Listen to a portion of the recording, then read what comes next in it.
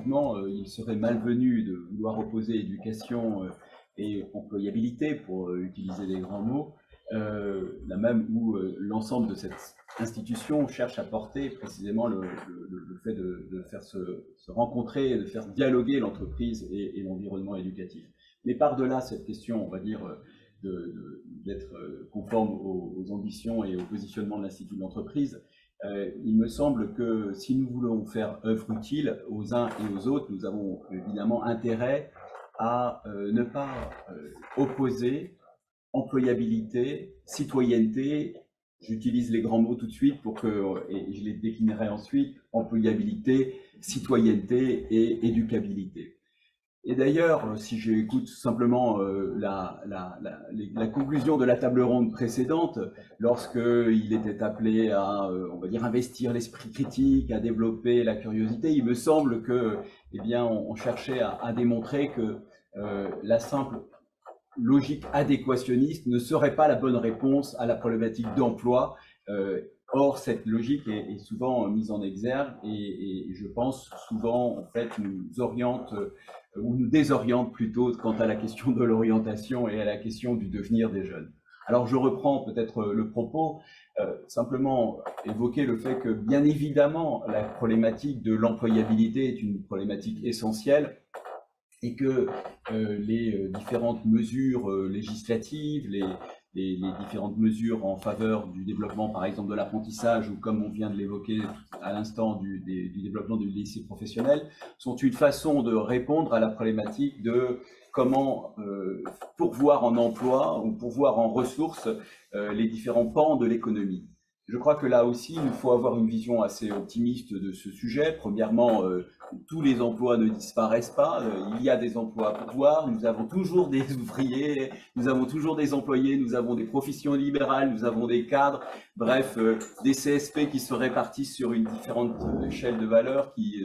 eh bien, nécessite que le système d'orientation soit en capacité de pourvoir ces différents emplois. Et puis, nous avons, et c'est peut-être un point de tension que nous sommes amenés souvent les uns et les autres à évoquer, et que les entreprises, bien évidemment, ne manquent pas de faire valoir, qui est que nous avons, selon les derniers éléments fournis par la DARES, 7 emplois sur 10 qui sont en tension, 7 métiers sur 10, et particulièrement dans le champ de l'industrie, du bâtiment, des métiers de service, des métiers de l'hôpital, du soin, et puis aussi dans les environnements de la fonction publique, puisque là aussi on se rend compte qu'il est difficile et de plus en plus difficile de recruter.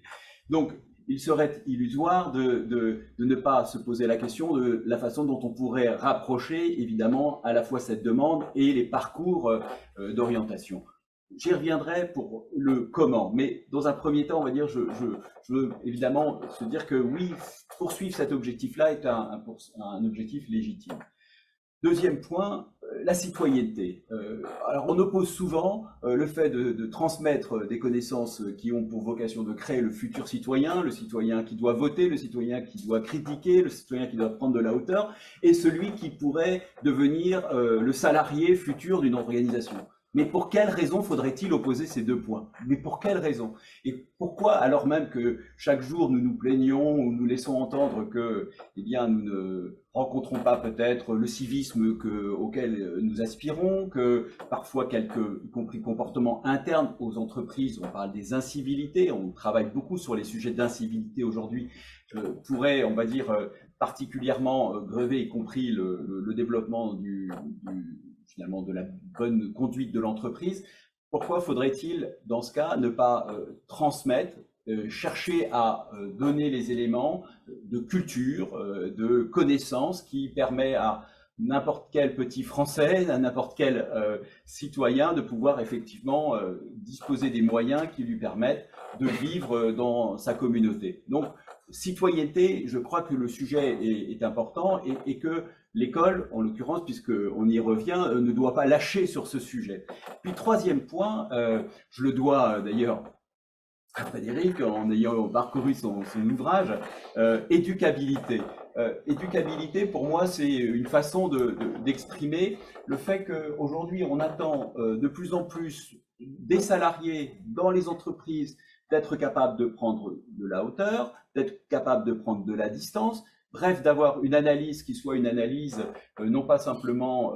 opérationnelle, mais aussi une capacité à finalement se détacher des situations dans lesquelles il se trouve pour pouvoir apprendre différemment, apprendre autre chose, eh bien, on a forcément besoin de s'interroger sur la façon dont le système d'orientation produit aussi cette éducabilité, c'est-à-dire cette capacité à devenir, ce que disait Frédéric à l'instant, cet élève acteur, cet élève auteur qui va lui permettre, eh bien, au fil des années, y compris dans l'entreprise, c'est là où une nouvelle fois je ne cherche pas à les opposer, y compris dans l'entreprise, eh bien, lui permettra peut-être de produire ces rebonds que l'on appelle de nos voeux et auxquels on est particulièrement confronté du fait de des différentes transitions, transition numérique, transition écologique, transition démographique, qui modifient les emplois, modifient les conditions de travail, et en regard de quoi, effectivement, il faut savoir et pouvoir prendre les chemins de traverse qui vont faire que, l'emploi peut-être pour lequel on s'est préparé, à supposer qu'on s'y soit préparé,